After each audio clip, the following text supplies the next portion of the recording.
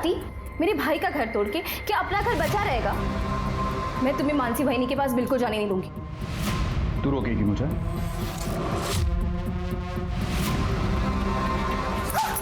तू रोकेगी मुझे?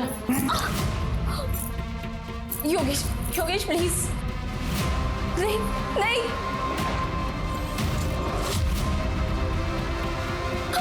मुझे रोकेगी तू? हाँ, तू रोकेगी? योगेश नहीं प्लीज। क्या कर रहा है तू? खबरदार मेरी बहू पर हाथ उठाए तो फिर इसे कहो कि काम से काम रखे, वरना खाएगी। और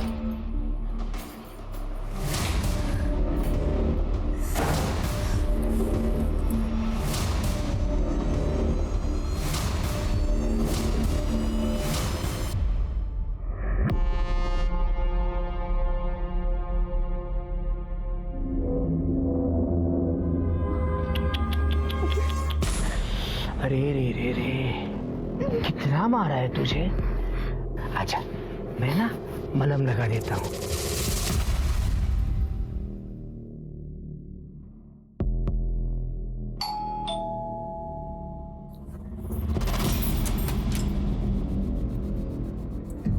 अरे चोरों की तरह नहीं, शेरों की तरह।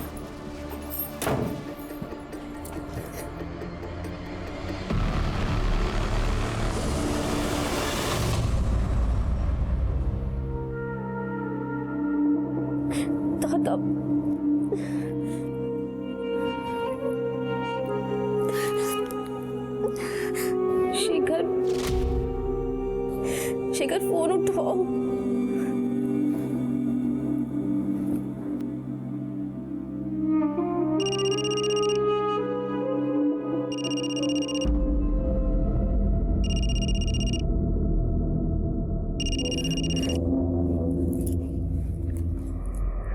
हेलो हेलो नम्रता, क्या क्या क्या हुआ? तुम रो क्यों रही हो?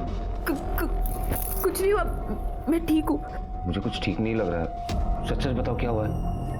सुधीर, योगेश फिर से मानसी वाहिनी के पास चला गया। मेरी जिंदगी बर्बाद हो गई है। मुझे कुछ समझ में नहीं आ रहा, मैं क्या करूँ? तुम परेशान मत हो, मैं आ रहा हूँ तुमसे मिलने।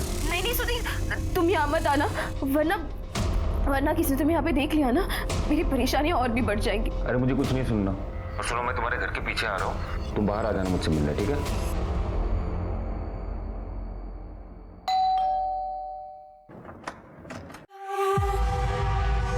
आशीष, कैसी हो? मैं ठीक हूँ। बोल कर गए थे कि जल्दी आ जाऊंगा, लेकिन इतने दिन लगा दिए। अरे क्या करूं मेरी जान, काम धंधे के लिए बाहर तो निकलना पड़ता है ना। फिर ये लॉकडाउन हो गया, अभी भी कैसे आया हूं सिर्फ मुझे पता है। और इस लॉकडाउन में तुम्हारे बिना मेरी क्या हालत हुई है वो मैं किसे बताऊं? मुझे बताओ ना।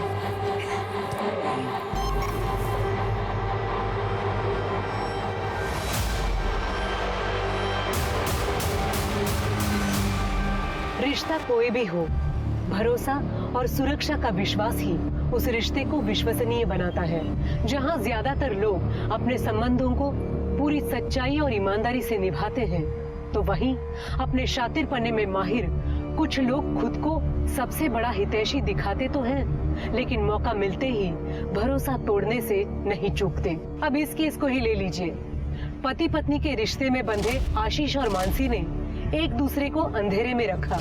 एक दूसरे के प्रति उनका भरोसा अवैध संबंधों की हवस की भेंट चढ़ गया। लेकिन क्या उस हवस की चादर को ओढ़कर वे जिंदगी भर छिपे रह पाएंगे?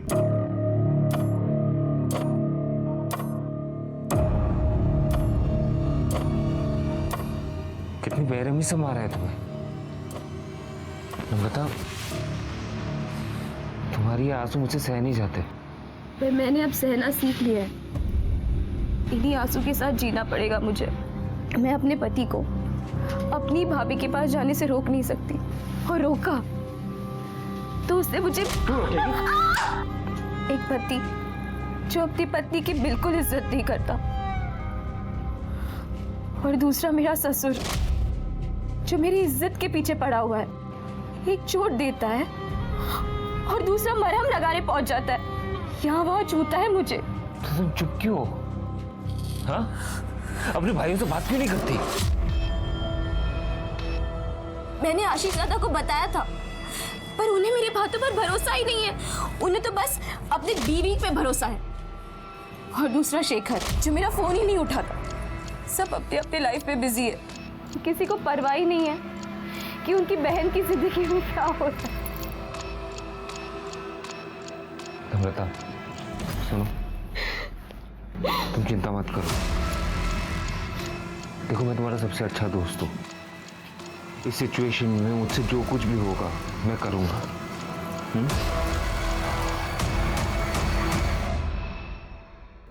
आ नहीं सकते थे, फोन तो कर ही सकते थे ना। अरे हाँ, वो इस मक्कर का भी फोन अभी आना था। कौन है? एक दल्ला है, बिजनेस राइवल। हम लोग जो और बाकी कंपनियों को माल बेचते हैं ना, उसमें से कमीशन खाता है ये।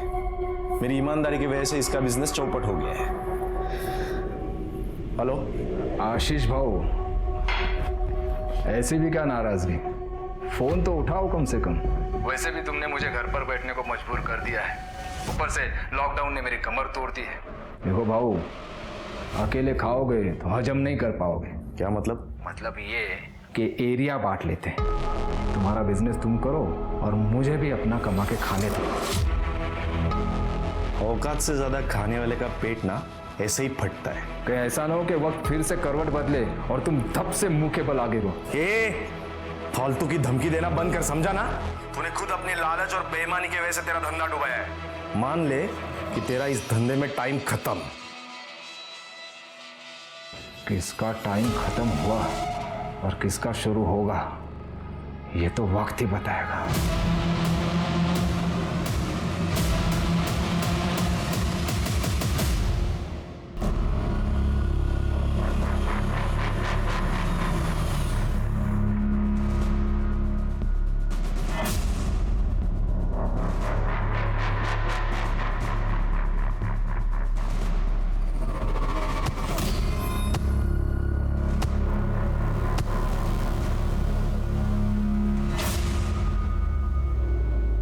लो, तुम मिठाई खाओ।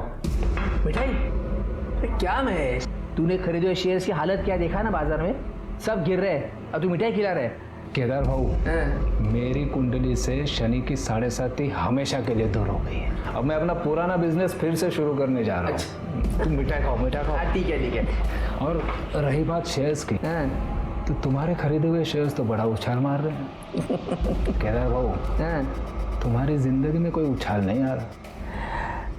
महेश, मेरी जिंदगी में बहुत जल्द उछाल आने वाला है। तो जानता है, मेरा बेटा योगेश नम्रता को, मेरी बहू को आयोडीन मारते रहता है। अब उसकी बेरुखी से तंग आकर वो जल्द ही मेरी बाहों में आने वाली है। ये बात, अब इस बात पर तू मिठाई खा ले। कौन आ गया?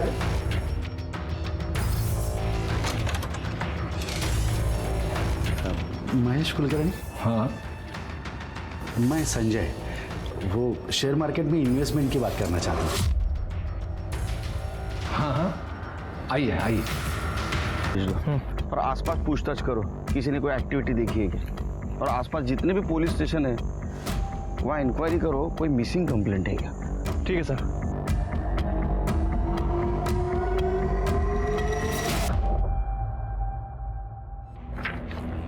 सर, आपका शक सही निकला। गला दबाकर ही मारा गया था और उसके बाद उसका चेहरा बिगाड़कर उसकी पहचान छुपाने की कोशिश की गई है। ये देखिए, पीएम रिपोर्ट में मेंशन है कि उसकी मौत 29 जून को दिन में 11:30 से 12:30 के बीच में हुई है। और सर, उसके पहले उसके साथ सेक्सुअल एक्टिविटीज़ भी हुई हैं। तो ये औरत के चक्कर में तो ये मर्डर नहीं हुआ? सर, लग तो ऐसा ही रहा है। सर, बॉडी की डिटेल से कोई मिसिंग कंप्लेंट मैच नहीं हुई और जहाँ ये लाश मिली वहाँ रोड के अलावा और कोई आबादी नहीं है, इसलिए कोई डिटेल्स नहीं मिल पाई। ठीक है, इस मर्डर केस की इन्वेस्टिगेशन शुरू कर दो और फोटोग्राफ आसपास के पुलिस स्टेशन में सर्कुलेट कर दो और बॉडी का DNA टेस्ट भी करवाओ। ठीक है सर।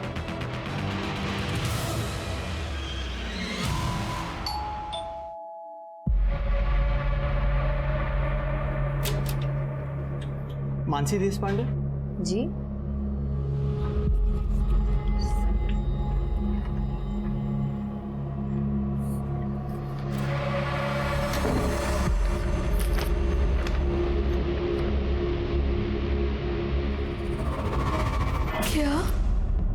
आशीष का डेथ सर्टिफिकेट?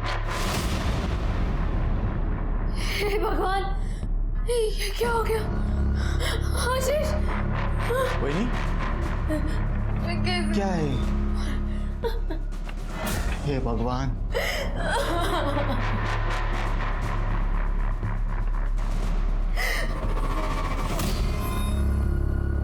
फाइनली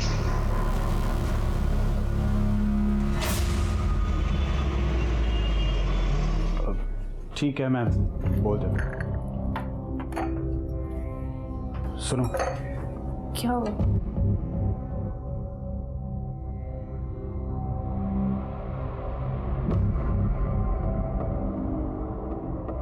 आशीष दादा नहीं रहे अब।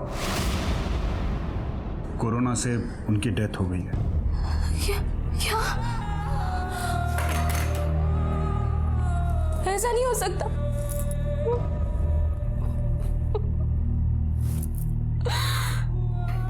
संभालो अपने आप को।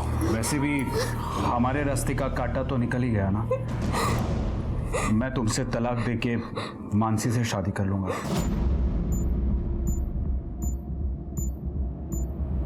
तुम्हें जरा सी भी शर्म नहीं आती ना? ऐसा क्यों कर रहे हो तुम मेरे साथ? योगेश, योगेश, रुको योगेश, प्लीज मुझे ऐसे मत ठुकराओ। छोड़ बाला। योगेश, तुम्हारी हिम्मत कैसे हुई नम्रता के साथ ऐसा बिहेव करने की? चाहता हो, गेट आउट।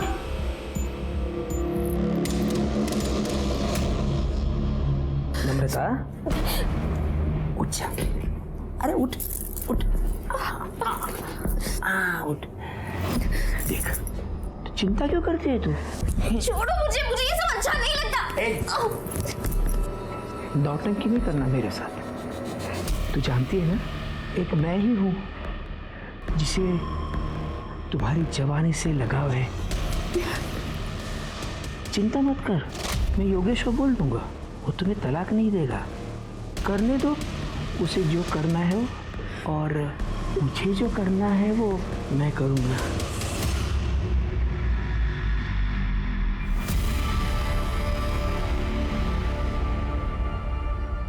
ये नंबर क्यों नहीं लग रहा है? ये आशीष का नंबर कई हफ्तों से स्विच ऑफ क्यों आ रहा है? सब कुछ ठीक हो बस।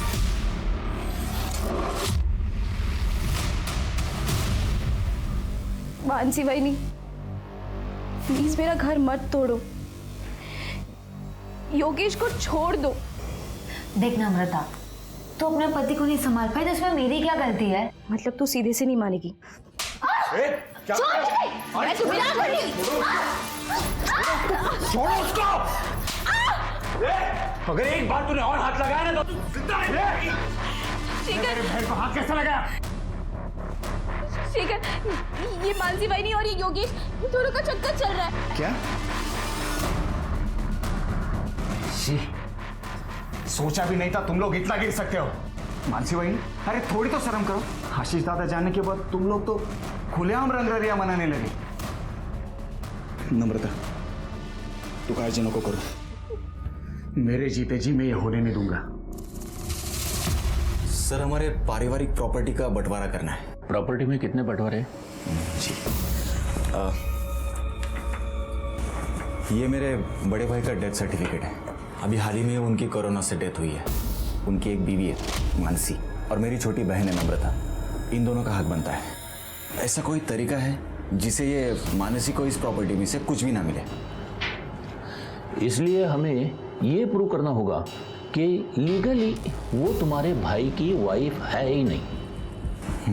और दूसरी बात, वो किसी और से शादी कर ले तो उन्हें प्रॉपर्टी का कोई भी हिस्सा नहीं मिल सकता। जी, thank you.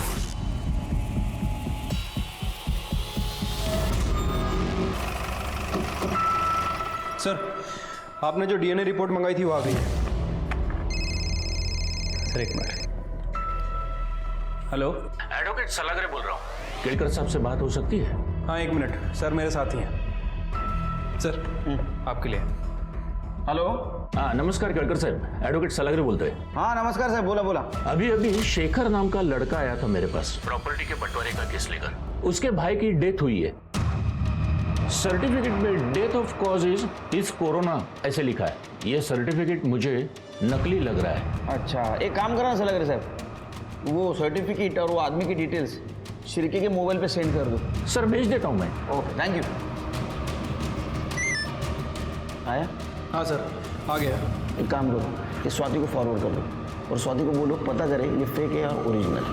Sir sorry Mansi भाभी, उस दिन मैं कुछ ज़्यादा ही बोल गया। अगर योगेश को ही नम्रता के साथ नहीं रहना है तो मैं क्यों कुछ ज़बरदस्ती करूं?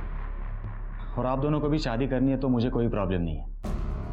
अगर आपको कोई भी हेल्प लगे तो आप मुझे बोल सकते हैं, लेकिन वही नहीं, मैं चाहता हूँ कि दादा के बाद उसकी प्रॉपर्टी का हकदार सिर्फ मैं रहूँगा। ठीक है शेखर, वैसे भी तुम्हारी प्रॉपर्टी में मेरी कोई दिलचस्पी नहीं है। मुझे तो सिर्फ योगेश चाहिए। मैं अपनी दुनिया बसाना चाहती हूँ योगेश के साथ।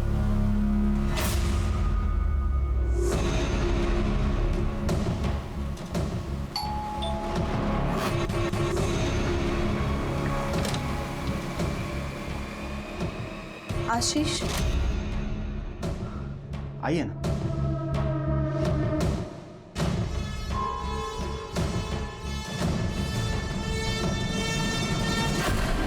लेकिन आप कौन? मैं आशीष की वाइफ कविता। क्या क्या? क्या झूठ बोल रही है आप? आशीष दादा की वाइफ तो ये है मानसी। ये आप क्या कह रहे हैं? आशीष की वाइफ मैं हूँ कविता। अगर आपको विश्वास नहीं होता ना, ये मैरिज सर्टिफिकेट देखिए।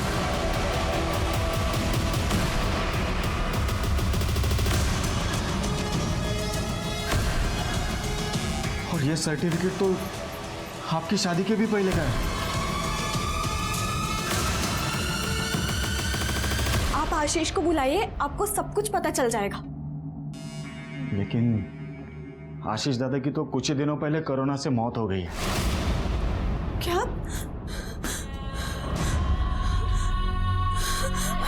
आशीष?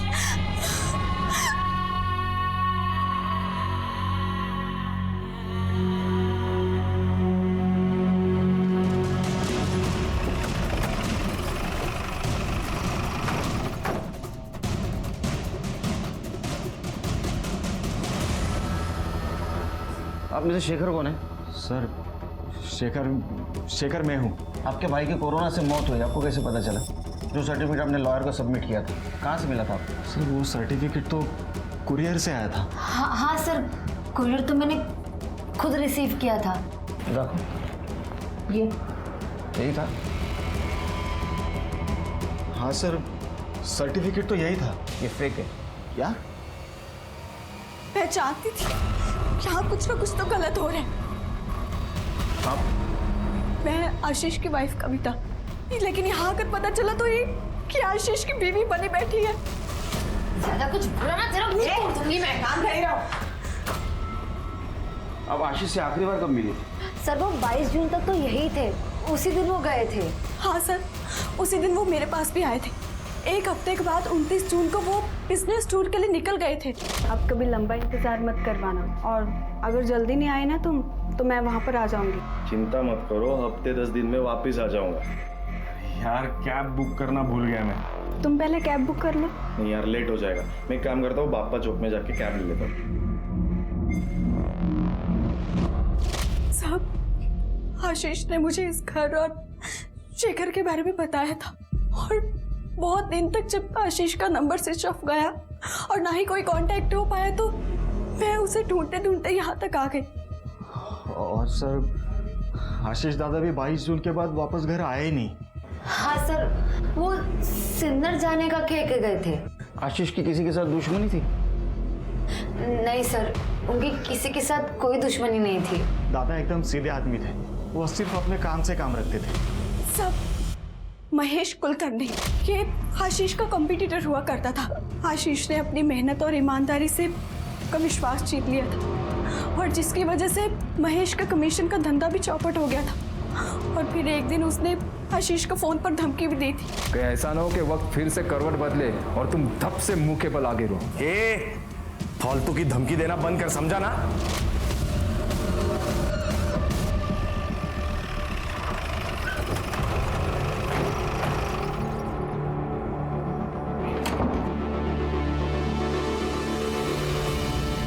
परेशान हो गए हमको देख के? नहीं सर, ऐसी कोई बात नहीं है, बताइए मैं क्या कर सकता हूँ। आशीष की वाइफ कह रही थी कि तुमने उसे कुछ धमकाया बिजनेस के सिलसिले में। सर बिजनेस में ऐसा होते रहता है। आशीष ने मेरा धंधा चौपट कर दिया था तो गुस्सा तो आएगा ही, फिर भी मैंने समझौते के लिए उसे फ़ोन किया था सर। हाँ, उस वक्त थोड़ी बहसबाजी हुई थी बस, बाकी मैं कुछ नहीं जानता सर। नहीं, कुछ जानते हो तो अभी बता दो, क्योंकि हम अगर जानने की कोशिश करेंगे तो बताने के लायक नहीं रहोगे। मैं सच कह रहा हूँ सर, मैं कुछ नहीं जानता। के पास चला गया सर, ये बात कुछ हजम नहीं हो रही है। लेकिन आशीष को मार के शेखर को ज्यादा कुछ नहीं मिलता, क्योंकि आशीष के मरने के बाद उसकी प्रॉपर्टी तो उसकी वाइफ को मिलने वाली थी। ये महेश हमसे कुछ छुपा रहा है। एक काम करो, महेश का सीडीआर रिपोर्ट और मोबाइल लोकेशन ट्रैक करो, और ये जो फेक डेथ सर्टिफिकेट मिला था वो किसने बनवाया था ये भी चेक करो। शायद उससे हमें पता चले कि आशीष के साथ एक्चुअल में क्या हुआ था। ठीक है सर। सर, कविता के बयान के मुताबिक 29 जून को आशीष नासिक से निकला था और उसके अगले ही दिन हमें एक आदमी की लाश मिली थी नासिक के जंगल में। सर, लाश की पोस्टमार्टम रिपोर्ट के हिसाब से उस आदमी की मौत 29 जून को ही हुई थी, तो कहीं ये लाश आशीष की तो नहीं? उस बॉडी से शेखर का डीएनए मैच करा। सर, शेखर का डीएनए मैच होते ही इस बात की भी पुष्टि हो गई कि 30 जून को नासिक के जंगल में मिली लावारिस लाश दरअसल आशीष की ही थी। लेकिन पुलिस के सामने ये सवाल अब भी मौजूद था कि आशीष को आखिर मारा किसने। आशीष की फोन लोकेशन और कॉल रिकॉर्ड से भी कोई खास सबूत हाथ नहीं लगा। पुलिस का शक आशीष के बिजनेस राइवल महेश कुलकर्णी पर जाकर ठहर रहा था। दूसरी तरफ पहले ही अपने पति से मिले धोखे से दुखी नम्रता अपने भाई शेखर के विश्वासघात से हिल गई थी, जो योगेश की शादी मानसी से करवाने की हिमायत कर रहा था। मानसी तो पहले से ऐसी थी, मगर अब तो शेखर भी। मानसी और योगेश को जो करना है वो करेंगे नम्रता, लेकिन अब जब शेखर भी इस गंदे खेल में शामिल हो गया है, मुझे लगता है तुम्हें यहाँ से कहीं दूर चले जाना चाहिए, नहीं तो तुम्हारी जान को खतरा हो सकता है। पर मैं जाऊंगी कहाँ? मैं तुम्हें कहीं एक सुरक्षित जगह पे लेके जा सकता हूँ, अगर तुम्हें मुझ पे भरोसा है तो। कैसी बात कर रहे हो सुधीर? एक तुम ही तो जिस पर मेरा भरोसा बचा है। ठीक है, कल मैं आता हूँ तुम्हें लेने, तैयार रहना। संजय जी, मैंने आपके लिए कुछ अच्छी कंपनी के शेयर सिलेक्ट किए हैं, अगर इन्वेस्ट करना हो तो पैसे लेके आ जाइए। महेश जी, एक्चुअली क्या है, वो जो शेयर्स के लिए पैसा रखा था ना, वो कहीं और खर्च हो गया। अब इंतज़ाम करने को कम से कम 1 हफ्ता लग जाएगा। कोई बात नहीं, जब इंतज़ाम हो जाए तो बता दीजिएगा। जी।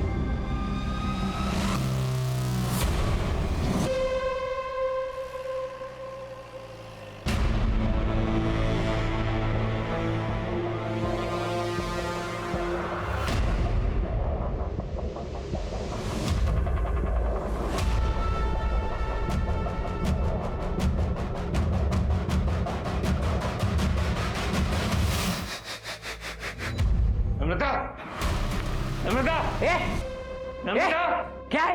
कहाँ घुस रहा है तू? कहाँ घुस रहा है तू? नम्रता का है? मुझे क्या पता?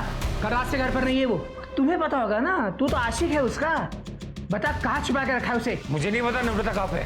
भैया किसी और के साथ भाग के। सच सच बता नम्रता कहाँ है? तुम लोग उसे बहुत परेशान करते हो, मुझे पता। कहाँ छुपा के रखा है? कहाँ छुपा के रखा है? हिम्मत कैसे हुई तेरे मेरे बाबा को हाथ लगाने की? हाँ, हिम्मत कैसे हुई?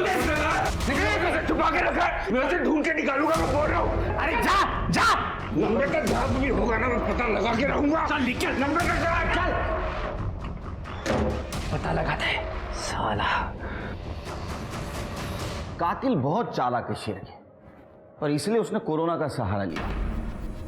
लेकिन सबसे बड़ा सवाल यह है कि आशीष को कहाँ मारा गया, क्योंकि कविता के बयान और आशीष के कॉल डिटेल्स के मुताबिक वो घर से 11 बजे निकला था और उसकी मौत 11:30 से 12:30 के बीच में। तो इसका मतलब उसको रास्ते में ही मारा गया। सर, कविता ने हमें बताया था कि आशीष ने घर से कैब बुक नहीं की थी, वो पैदल बापा चौक तक गया। जो वहां से 200 मीटर की दूरी पर। सर हो सकता है इसी बीच आशीष को किडनैप करके मार दिया गया है या फिर कातिल उसी कैब में हो। सर लेकिन अगर कातिल ने आशीष को सिन्नर में मारा तो उसकी लाश को नासिक के जंगलों में क्यों फेंक दी? जाहिर सी बात है स्वाति, कातिल नहीं चाहता था कि वो लाश आसानी से किसी को मिले, इसलिए उसने जंगल में उस बॉडी को डंप किया। अरे कहाँ जा रहे हैं? चल से बात कर। अरे करणे येऊ दे त्यांना, लोकांच्या तक्रारी ऐकण्यासाठी जगना आपण इकडे। सर ये नम्रता गायब हो गई है सर। क्या सर? उसके पति योगेश और आशीष की बीवी मानसी, इन दोनों के बीच में अफेयर चल रहा है सर। सर मुझे पक्का यकीन है इन दोनों ने गायब किया सर। आप उन दोनों को छोड़ना नहीं सर प्लीज। गायब कौन कर सकता है लेकिन नम्रता को? सर शेखर उसका भाई सर। सर वो भी ये कर सकता है सर। सर ये योगेश और मानसी की शादी को रोकने के बजाय वो उसे सपोर्ट कर रहा है प्रॉपर्टी के चक्कर में सर। और नम्रता ने उसे वार्निंग दिया कि अगर उसने ऐसे किया तो प्रॉपर्टी में अपना हिस्सा वो नहीं छोड़ेगी। इन सब से पूछताछ करनी होगी। अरे सर हमें नहीं पता वो कहाँ चली गई है।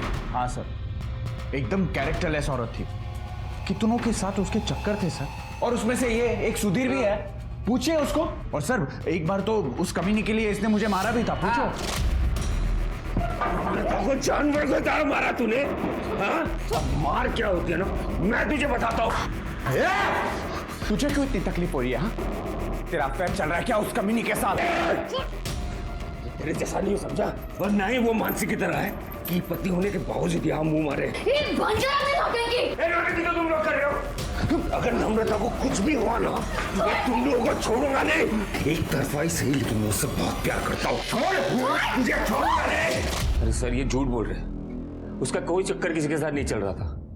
हाँ मैं मानता हूँ कि मेरा एक तरफा प्यार था उसके लिए, हम दोनों बहुत अच्छे दोस्त थे सर, इसलिए उसने मुझे सब कुछ बताया कि कैसे वो उसे मारता था और इसका ये बाप उसे मलहम लगाने चक्कर में उसको मोलेस्ट करता था सर। सर उसे लगा कि वो इस घर में सुरक्षित नहीं है, उसको मेरी मदद की जरूरत थी। उससे पहले कि मैं उसे कोई सेफ जगह पे लेके जाऊं, इन लोगों ने उसे गायब कर दिया सर। अरे झूठ बोल रहा है सर, खोटा बोलते हैं। ये खुद उसको भगाने के चक्कर में था और अब हम पर आरोप कर रहा है अभी। हाँ सर मैं झूठ नहीं बोल रहा हूँ सर, मेरी बात मानिए सर। देता हूँ।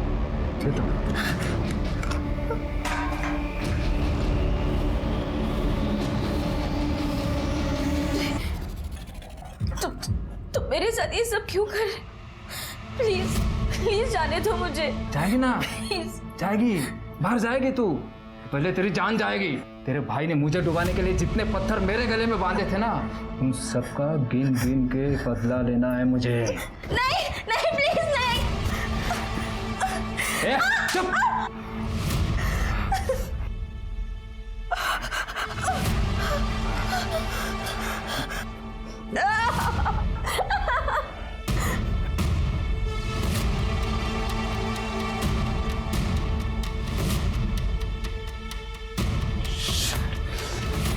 अबे आता है मैं, रुक।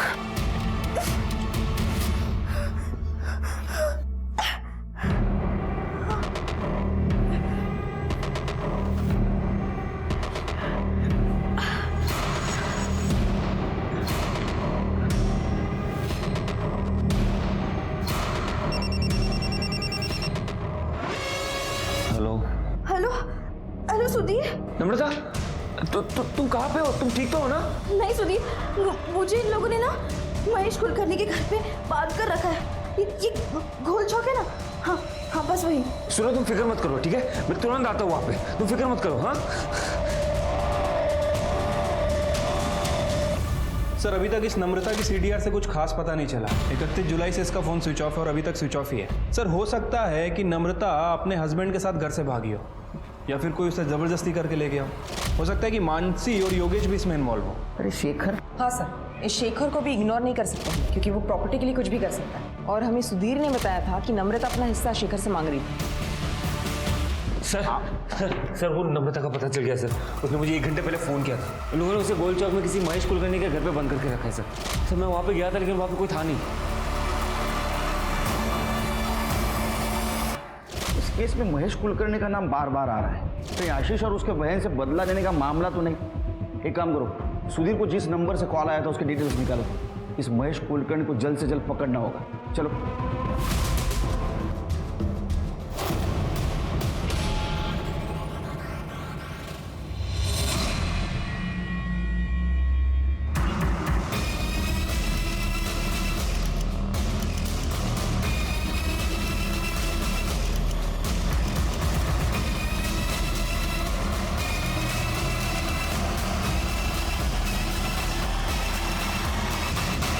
सर सर सर यहाँ पे, सर यहाँ पे, सर ये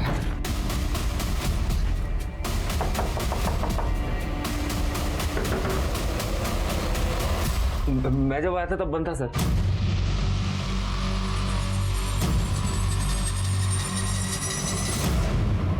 नम्रता चेक करो। सर ये तो मर चुकी है।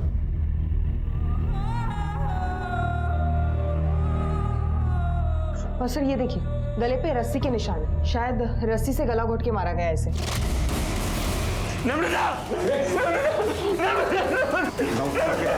नौटंकी बंद कर। तूने मारा नम्रता को? तो एक तरफा प्यार करता था ना उससे। तूने बोला था दरवाजा बंद है, दरवाजा खुला था। सर मैं जब आया था सर तब अंदर से दरवाजा बंद था सर, यकीन कीजिए सर, मैं झूठ नहीं बोल रहा हूँ सर। सिर्फ नम्रता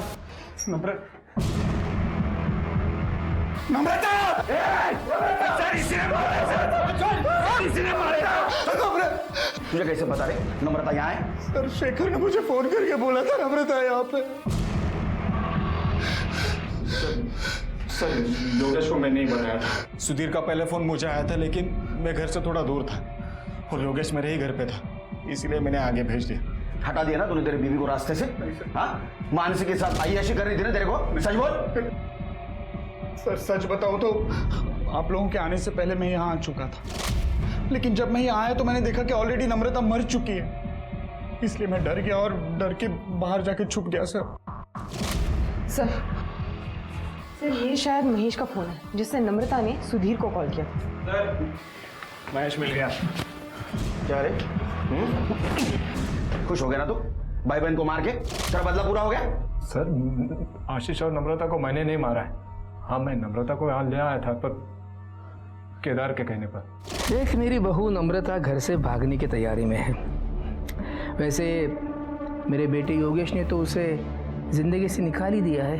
अब उसको किसी सुरक्षित जगह की तलाश है। इस स्थिति में उसके भाई का दुश्मन मतलब तू, तेरे उस वाले घर से सुरक्षित और कौन सी जगह हो सकती है?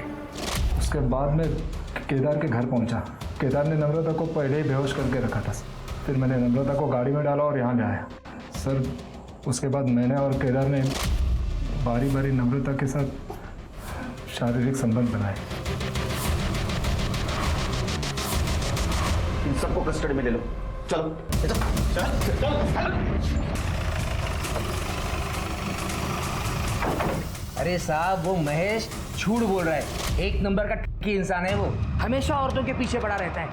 हमारे घर में आता जाता रहता था। और आपको बताया था मैंने, नम्रता हमारी बहू, उसका चाल चलन ठीक नहीं था। इतनी सफाई देने की जरूरत नहीं, सबका कैरेक्टर सर्टिफिकेट है मेरे पास। कोई सबूत है आपके पास? आएगा। जिस दिन मेरे हाथ सबूत आएगा, मेरा हाथ चलेगा। ये तेरे हाथ कुछ नहीं रहेगा। एक केदार का सीमेंट सैंपल कलेक्ट करो और क्राइम सीन पे जो कॉन्डम मिले उससे मैच करवाओ। सर नम्रता की पीएम रिपोर्ट। सर नम्रता की मौत गला घोटने की वजह से हुई है। इसके गले पे रस्सी और कुछ ट्रेसेस भी मिले हुए हैं। इसके अलावा बॉडी पे कहीं कोई स्ट्रगल के निशान नहीं है और मौत 11 से 12 के बीच में हुई है। CCTV footage? नहीं सर, वहाँ कोई सीसीटीवी कैमरा नहीं है। बात समझ में नहीं आ रही शिर के। ये नम्रता ने सुधीर को कॉल किया, सुधीर ने शेखर को कॉल किया, शेखर वहां तुरंत नहीं पहुंच पाया इसलिए उसने योगेश को कॉल किया। सब लोग वहां थे, तो कातिल कौन है? सर ये महेश के मुताबिक केदार को पता था कि नम्रता कहाँ है, लेकिन इस वक्त ये दोनों मर्डर से भी इनकार कर रहे हैं। नहीं शिर, मुझे किसी पे भरोसा नहीं, क्योंकि आशीष और नम्रता दोनों का मर्डर सेम तरीके से हुआ है। तो हो सकता है इनका कातिल भी एक हो। सर हमें शेखर ने बताया था जब उसने योगेश को कॉल किया था तब वो आशीष के घर पे ही था। हो सकता है मानसी या कविता ने उनकी बात सुन ली हो। और वैसे कविता पर शक करने के लिए बहुत सारे रीजंस हैं। आशीष के मरने के बाद वो उसकी लीगल वाइफ है, तो शेखर जैसे ही प्रॉपर्टी पर उसका इक्वल दावा बनता है। सर मैंने नम्रता को नहीं मारा है। और सर मैं भी इस बारे में कुछ नहीं जानती हूँ। उस दिन नेटवर्क इशू होने की वजह से योगेश बाहर गया था सुधीर से बात करने के लिए, और जब योगेश अंदर आया तो उसने मानसी को बताया और मानसी ने मुझे बताया कि किसी ने नम्रता का किडनैप कर लिया है। हाँ सर, ये सही कह रही है।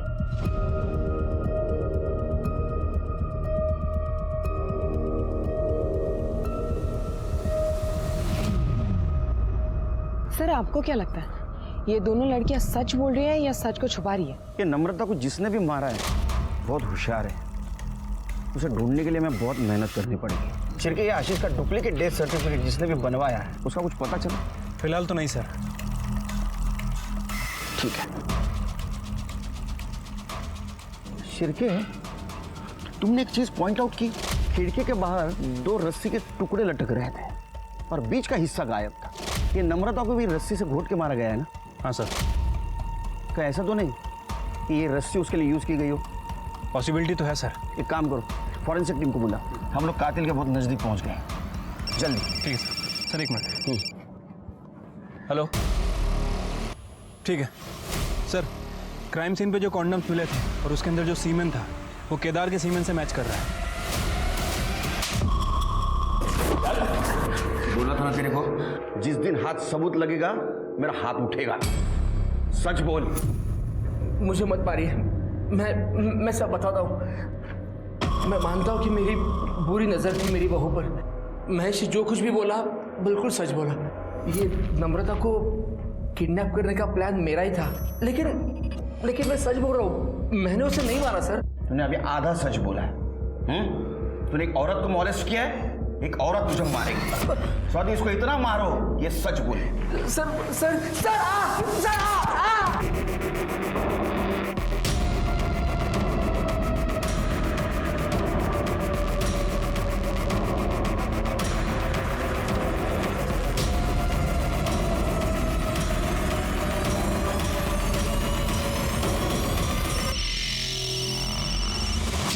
हेलो।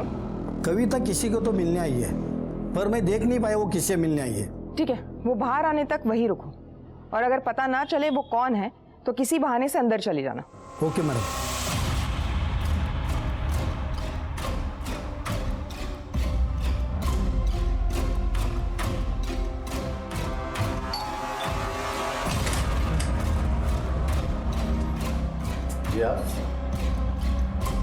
इलेक्ट्रिसिटी डिपार्टमेंटमधून आलोय, तुमच्या मीटरचं रीडिंग घ्यायचं आहे।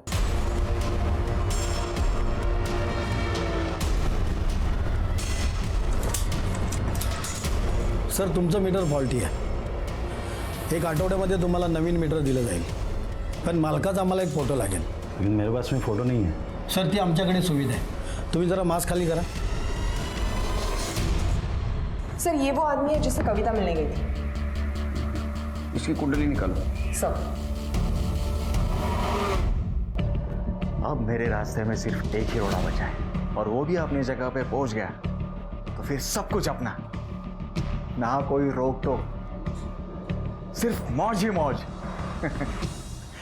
ठीक है सर, कविता जिस आदमी से मिलने गई थी उसकी डिटेल्स निकालिए। वो कविता का ही मामा है, संजय, इसी शहर में रहता है। सर आशीष का जिसने फेक डेथ सर्टिफिकेट बनाया था उसका पता चल गया, ये उसका फोटो है। करडे ने जो फोटो भेजी तो दिखा। सब। ये दोनों फोटो तो एक ही आदमी के हैं।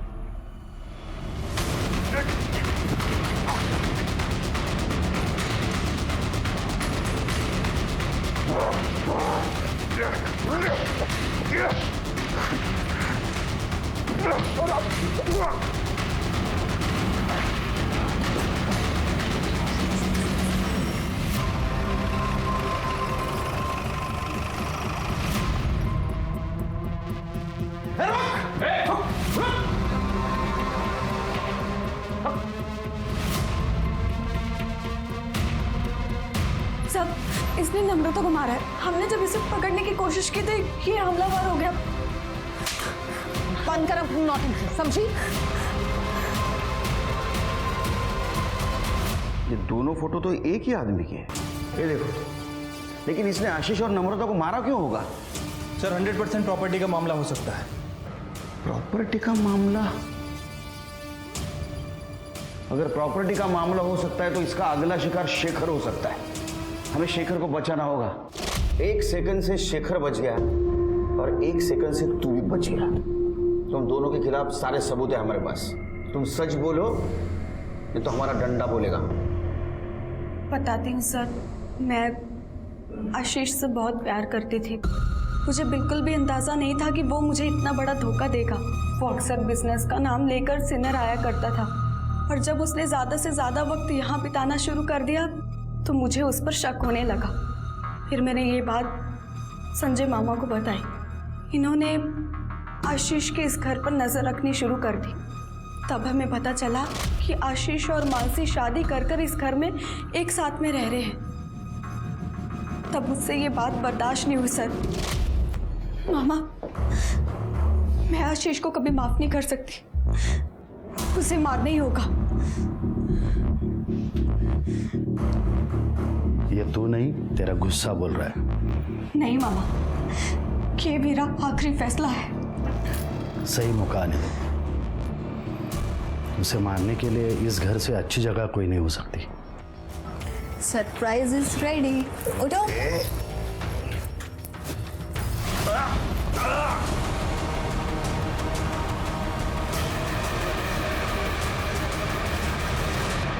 आशीष की लाश नासिक के जंगल में मैंने फेंक दी, क्योंकि अगर पुलिस इन्वेस्टिगेशन शुरू हो गया तो कविता पे कोई शक न करे।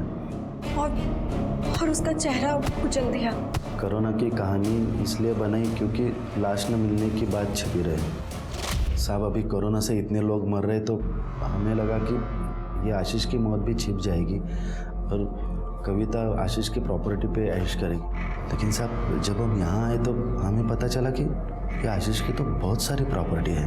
फिर हमने सोचा साहब, ये प्रॉपर्टी के जितने भी दावेदार हैं उनको सबको एक एक करके रास्ते से हटा देंगे।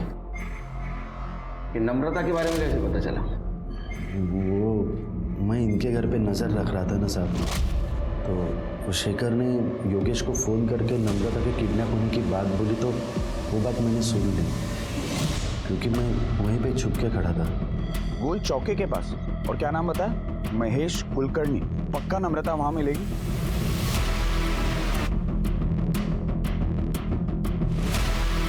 मैं वो एड्रेस पे पहुंचा और नम्रता को गला घोट के मार दिया साहब। मैंने सुधीर को आते हुए देखा। सुधीर ने बहुत कोशिश की दरवाज़ा खोलने की, लेकिन मैंने उसे खोलने नहीं दिया। फिर सुधीर वहाँ से चला गया, फिर मैं भी वहाँ से चला गया सर। नम्रता के बाद सिर्फ अभी शेखर बचा था, उसे मारने ही वाले थे साहब, पकड़े गए। तुम्हें पता है लालच और बेवकूफ़ी में तुमने कितनी लोगों की जिंदगियां बर्बाद कर दी? आप दोनों को तो मौत से भी बदतर शिक्षा होनी चाहिए। रिश्ता कोई भी हो, उसमें प्यार और अपनेपन की नमी बनाए रखकर ही लंबे समय तक साथ चला जा सकता है। और इतना जरूर ध्यान दें कि भरोसा कतई टूट ना पाए, वरना परिणाम के तौर पर कोई न कोई दुर्घटना जरूर होकर रहेगी। अब मैं सोनाली कुलकर्णी आपसे विदा लेती हूँ। फिर मिलेंगे एक नए केस के साथ क्राइम पेट्रोल सतर्क जस्टिस रीलोडेड में। तब तक अपना और अपने परिवार का ख्याल रखिए। आप जानते हैं हम सब एक मुश्किल दौर से गुजर रहे हैं। कृपया मास्क पहने, सैनिटाइजर का इस्तेमाल करें और ऊंची दूरी बनाए रखें। देखते रहिए क्राइम पेट्रोल सतर्क।